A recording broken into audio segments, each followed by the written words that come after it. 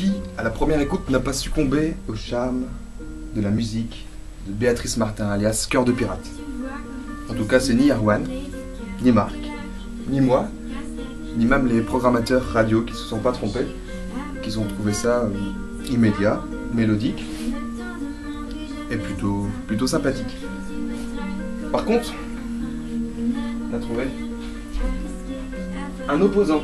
C'est dans le magazine Riff Raff de ce mois de juin. Je regarderai après. Je vais un peu d'abord vous montrer ce que mes amis avaient pu écrire à son sujet.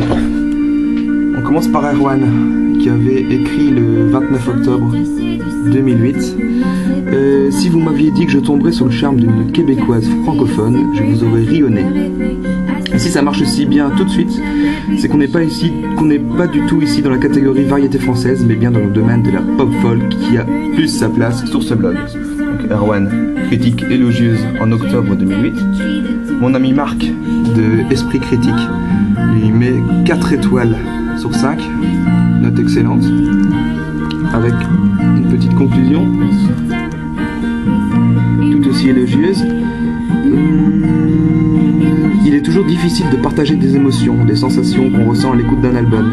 Moi, mais j'ai tout de suite adhéré à ce jeune Cœur de Pirate. La facilité mélodique déconcertante, le propos bien personnel et un peu sombre sous des jolis atours ont permis des écoutes vraiment nombreuses. Assister à l'éclosion d'un talent est un plaisir rare auquel je vous convie. Et puis moi, sur Listen to Fight, j'avais fait une petite battle chanson française qui opposait Cœur de Pirate à l'ami Vincent Liban. Cœur de Pirate l'avait d'ailleurs infligé une petite raclée. J'avais été un peu moins élogieux, mais quand même, je finissais ma chronique. Et même si surexploité par les bandes FM, des tubes potentiels comme le présent, comme des enfants, pourraient très vite devenir lassants. Pour le moment, ce n'est pas encore le cas, alors il suffit d'en profiter tant qu'il est encore temps. Voilà. Après, les choses ont bien changé depuis, puisque les bandes FM, comme il fallait s'en douter, se sont emparées du morceau. Et elle, de son côté, la jeune chanteuse, tourne, elle est déjà passée aux Nuits Botaniques, elle sera aux Ardentes dans quelques mois, et elle repasse aux Botaniques au mois d'octobre, donc 3 fois en moins de 6 mois. C'est pas mal pour elle. Mais Riff Raff, il fallait s'en douter, n'est pas du même avis. Donc Riff Raff, c'est assez peu connu en dehors des frontières belges. En Belgique, il est publié en version néerlandophone et en version francophone. Et c'est un magazine gratuit qui est publié depuis 15 ans. Et chez nous, c'est une véritable bible en matière de chronique de disques, d'interviews. Donc, le must de la musique indépendante, c'est dans Riff Raff. Vous pouvez d'ailleurs retrouver la version téléchargeable gratuitement en PDF sur le site riffraff.be. Je vais vous donner ça plus en détail.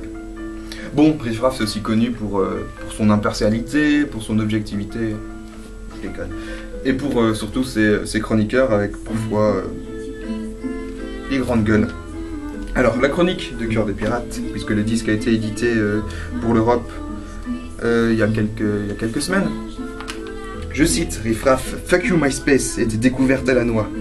Qu'est-ce qu'on avait besoin de se coltiner une sous-niaiserie de ce genre? Véritable crève-oreille, insulte à tout qui aime chanter en français. Punaise, c'est à se demander si des années de lavage de cerveau, à coup de lecture des publi-reportages signés Tessé dans le MAD, n'ont pas fini de faire leur œuvre, nous faire passer cette musique transparente pour de la nouveauté. Déjà qu'on avait essayé de nous fourguer cette nunuche de Claudine Munot en la faisant passer pour une Annalise Morissette luxembourgeoise, fallait oser, voilà que débarque la québécoise Béatrice Martin, alias Cœur de Pirate. Le pire dans tout ça, le suivisme médiatique de ce déluge pornographique de bons sentiments qui laisse pantois. Voilà, ça mérite pas de commentaires de mon côté, mais pourquoi pas ouvrir le débat de votre part dans les commentaires. Allez, tchuss.